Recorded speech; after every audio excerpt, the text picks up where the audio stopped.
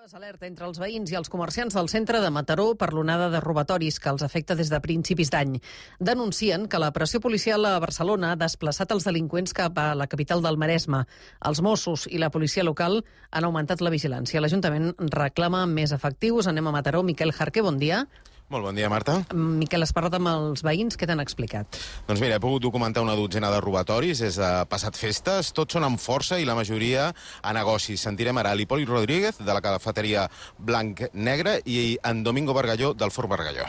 Ens varen entrar per la finestra de la cafeteria, van obrir la reixa amb un gat hidràulic, van agafar el de la caixa, van marxar, i a partir d'aquí ha sigut tot un seguit de robatoris i d'intents de robatori.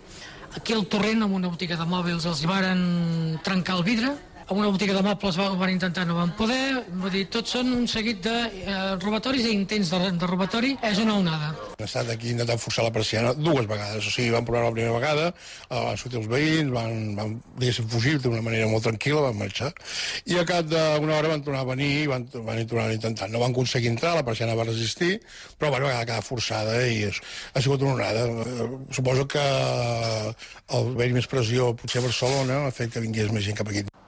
El cas més cridaner ha estat el robatori a la immobiliària Immòbing. En Marc Vilarrubia n'és el propietari. A part del barri en general, que hi ha hagut moltíssims casos, doncs nosaltres hem tingut des del meu propi robatori del cotxe aquí davant del despatx. Després ens van entrar a robar el que és les nostres oficines un divendres, dissabte, o sigui, de la nit del divendres al dissabte, ens van desvalijar completament l'oficina amb aproximadament una hora d'anar robant viatges a la casa, venint amb maletes amb rodes i traient absolutament tot el material que tenim nosaltres.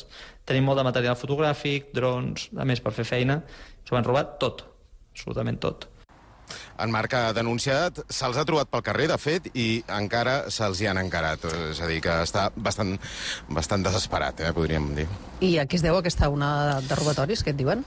Doncs mira, els veïns tenen identificada una casa ocupada per uns joves, però tot i les denúncies, la policia no ha pogut aconseguir l'ordre judicial per entrar-hi. L'altra explicació ve per la pressió policial sobre Barcelona. Aquesta teoria apunta a que els grups de delinqüents s'han desplaçat cap al Maresme.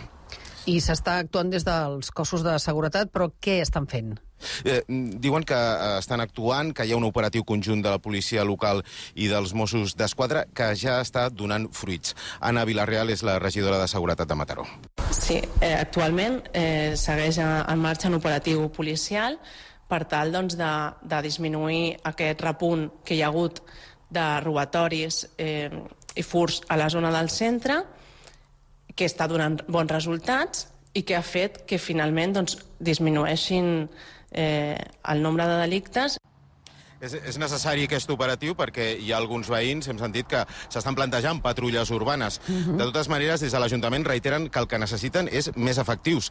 Mentrestant no arriben els cossos de seguretat, estan doblant torns i han incrementat els patrullatges. Gràcies, doncs, des de Mataró. Miquel Jarque, bon dia. Molt bon dia. Alerta entre els veïns.